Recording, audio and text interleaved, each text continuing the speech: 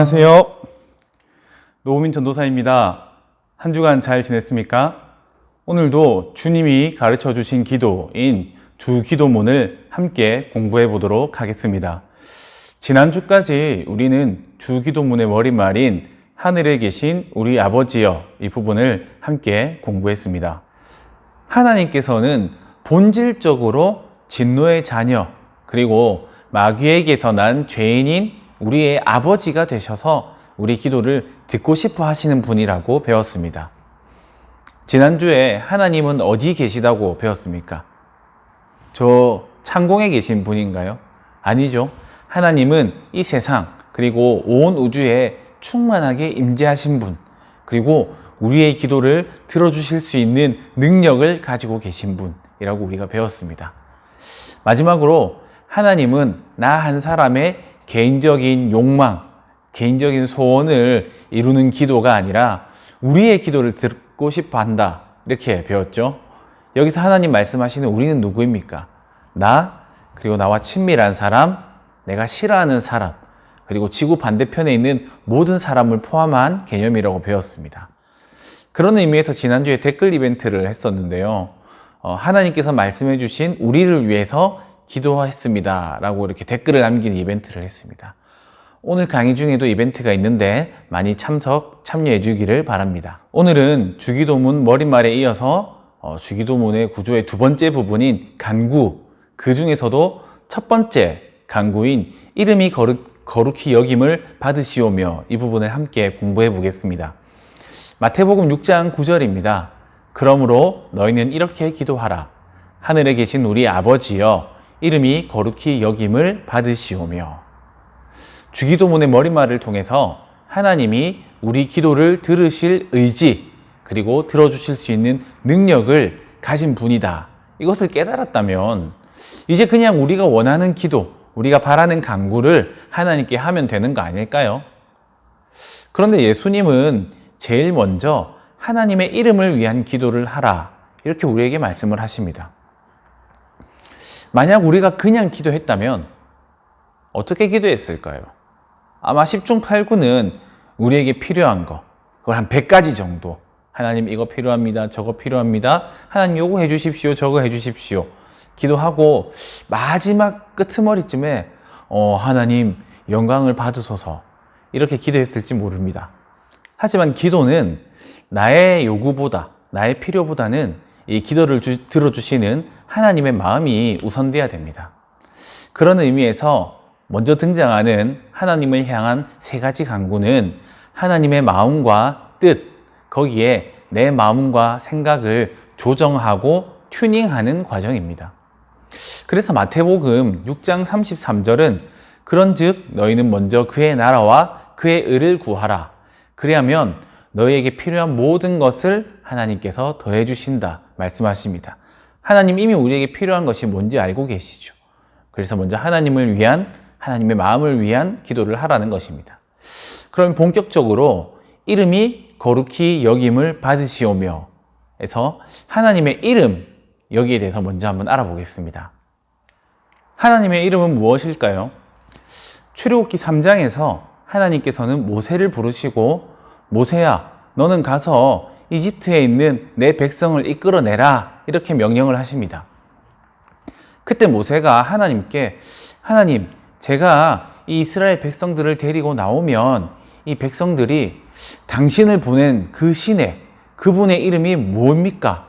이렇게 물어볼 텐데, 왜냐하면 이 이스라엘 백성들은 많은 신들의 이름을 들었거든요. 바알과 아세라, 그리고 이집트에서는 오시리스, 죽음의 신 아누비스, 그리고 호루스, 태양신 라, 이런 신들의 이름을 들었는데 우리를 구원한, 우리를 이끌어낸 그 신의 이름은 무엇입니까? 뭐라고 대답할까요? 이렇게 질문을 했습니다. 이런 모세의 질문에 대한 하나님의 대답이 출애굽기 3장 34절부터 나옵니다. 하나님이 모세에게 이르시되 나는 스스로 있는 자이니라. 또 이르시되 너는 이스라엘 자손에게 이같이 이르기를 스스로 있는 자가 나를 너희에게 보내셨다 하라. 여러분, 이름은 아주 중요합니다. 역사적으로 위대한 업적을 이룬 사람들은 언제나 자신들의 이름이 오래오래 기억되기를 바랬습니다. 그리고 실제로 이런 이름들은 오래 기억되죠. 노멘 에스트 오멘이라는 라틴어 속담이 있어요. 이 노멘이 이름, 네임이란 뜻인데 이름에는 징조가 있다 이런 뜻이거든요. 이게 무슨 말이냐면 어떤 이름을 들으면 그 이름이 주는 어떤 느낌, 감상이 자연스럽게 떠오른다라는 말이에요. 이름이 그만큼 중요하다는 거죠. 우리는 아인슈타인 이런 이름을 들으면 어떤 천재적인 괴짜 할아버지의 느낌이 막 떠올라요. 한국 사람들은 뭐 세종대왕 혹은 뭐 이순신 이런 이름을 들으면 떠올리게 되는 특별한 느낌들이 있을 거예요. 뭐 예를 들어 볼까요? 전도사님은 중고등부 회장 뭐 황준석 이렇게 준석이 이름을 들으면 책임감, 이렇게 든든한 이런 느낌이 떠오르는 한편 또 까분 막 이런 느낌들이 떠올라요. 여러분 양희찬 이런 이름 들으면 어떤 느낌이 듭니까? 맞죠? 전사님 딱 두 글자 떠오릅니다. 순수, 네, 막 순수한 그리고 환한 밝은 이런 느낌이 떠올라요. 여러분들은 노보민이라는 전도사님 이름을 들으면 뭐가 떠오를지 참 궁금하네요. 여기서 이벤트를 하나 하겠습니다.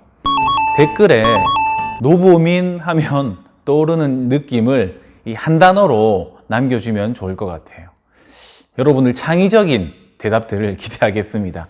이번 주에도 저는 베라 기프티콘을 상품으로 보내도록 하겠습니다. 이름이라는 것은 오래 남지만 그 이름의 이미지, 이름이 주는 떠오르는 그 이미지 안에 갇혀버리고 맙니다. 여러분, 이순신이라는 사람을 어떻게 설명할 수 있을까요? 인생, 그분의 성격, 그분의 업적, 거북선을 만들고 전쟁을 하고 수많은 이순신에 대한 것을 이순신, 이 세 글자 안에 담을 수 있을까요? 설명할 수 없잖아요. 그런데 우리는 이순신 듣는 순간 그 떠오르는 그 이순신이라는 이름 안에 그 이순신이 갇혀버린다는 거예요. 하나님의 이름도 마찬가지인 것 같아요.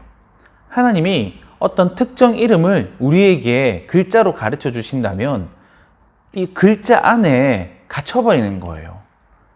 이 글자는 인간이 만든 거잖아요. 이 글자로 인간이 만든 글자 그리고 그 이름 안에 그 무한하시고 영원하신 그 하나님이 갇혀버리는 거예요. 단순히 떠오르는 그 이미지로 하나님을 제한하고 규정짓고 더 이상 무엇을 할 수 없는 하나님 이름 안에 갇혀버리는 거예요. 그래서 구약 성경에는 여호와라는 이름이 나오긴 하지만 사실 정확한 하나님의 이름이 아니에요. 그래서 아직까지 그 누구도 정확한 하나님의 이름을 알 수는 없습니다. 대신 하나님께서는 이렇게 말씀하세요. 하나님이 또 모세에게 이르시되 너는 이스라엘 자손에게 이같이 이르기를 너희 조상의 하나님 여호와 곧 아브라함의 하나님 이삭의 하나님 야곱의 하나님께서 나를 너희에게 보내셨다 하라. 이는 나의 영원한 이름이요 대대로 기억할 나의 징혼이라. 아브라함 그리고 이삭 야곱과 함께 하셨던 그 하나님을 떠올릴 때 그리고 하나님께서 하셨던 놀라운 일들 성경이 말하는 그 하나님을 우리는 기억할 수 있어야 돼요. 온 천지를 창조하시고 구약의 이스라엘 역사 속에서 이스라엘과 함께 하셨던 하나님, 이스라엘이 순종할 때 기뻐하시고 이스라엘이 범죄할 때 마음 아파하시고 가슴 아파하셨던 그 하나님, 신약으로 넘어와서 예수 그리스도를 보내시고 십자가에 죽게 하셔서 우리를 구원하신 그 하나님, 지금까지도 살아계셔서 우리와 함께 하시고 역사하시는 하나님, 그리고 이렇게 계속한 이 말로도 다 담을 수 없는 그 아름답고 놀라우신 그 하나님을 우리가 떠올릴 수 있어야 합니다.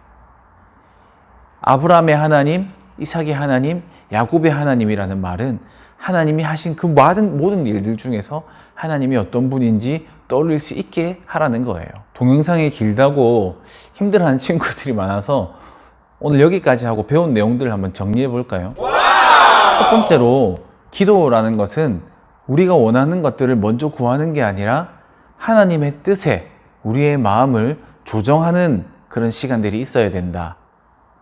그리고 두 번째는 영원하시고 무한하신 하나님은 특정 어떤 이름 속에 갇힐 수 없는 분이다 라는 거예요.